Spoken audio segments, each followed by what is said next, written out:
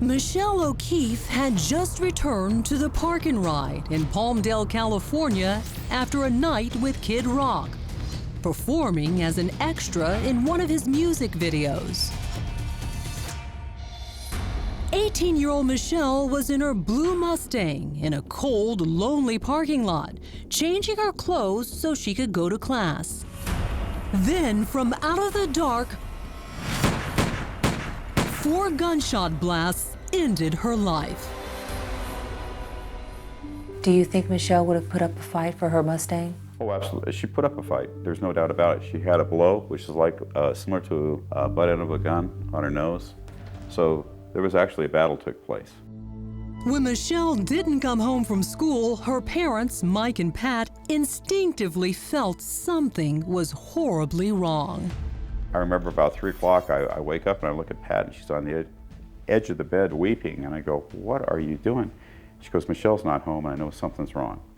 About that time the phone rang, and it was the sheriff's department. And I go, has there been an accident? And they go, "Well, not exactly."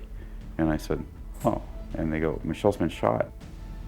It just, a piece of me died at that point. Was it a carjacking gone bad, a robbery attempt, or an assault that turned deadly? The key witness? The unarmed security guard patrolling the parking lot that night, Raymond Jennings. I was thinking that she got shot in the chest and was trying to get out of there. And when she put the car in reverse and was backing up, that's when the rest of the shots fired out. That's how I speculated. Jennings sure was helpful. During his videotaped interview with the LA Sheriff's detectives, he led them straight to their suspect, himself. Do you think you being so observant and so helpful is what made them hone in on you? I do. I think that played a major role in my own demise for the most part. But it would take 5 years before the Iraq War veteran was in custody on a murder charge. At first I was confused. There was shock, I think would be the best word to describe it, being that I've never been in that situation before. But did they have the right man?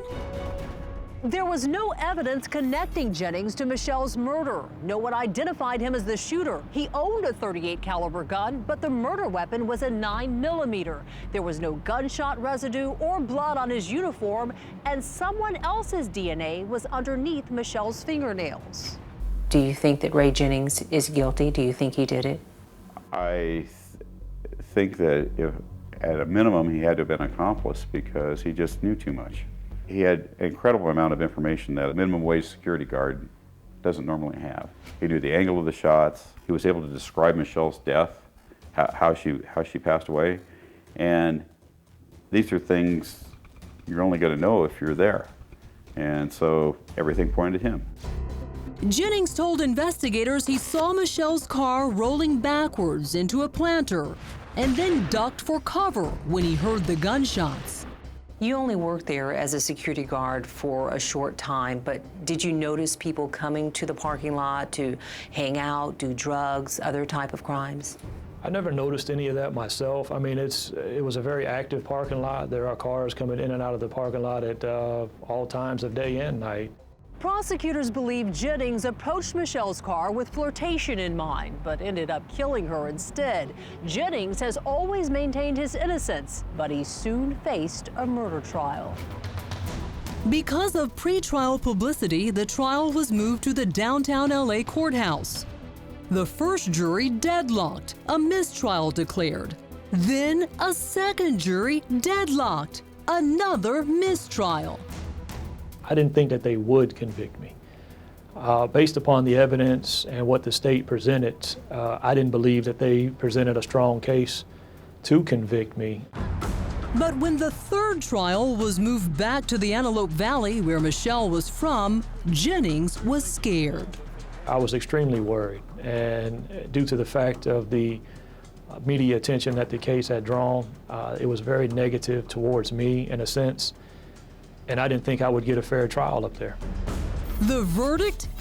Guilty of second-degree murder. Raymond Jennings was sentenced to 40 years to life in prison. How did that hit you? Man, well, it hit me like a ton of bricks. I just remember picking up the phone, and the one person I called was Granny. How do you tell Granny you got 40 years? Well, she was crying. I mean, she was hurt because as everybody knows that knows me, they knew I wasn't responsible for this young lady's death.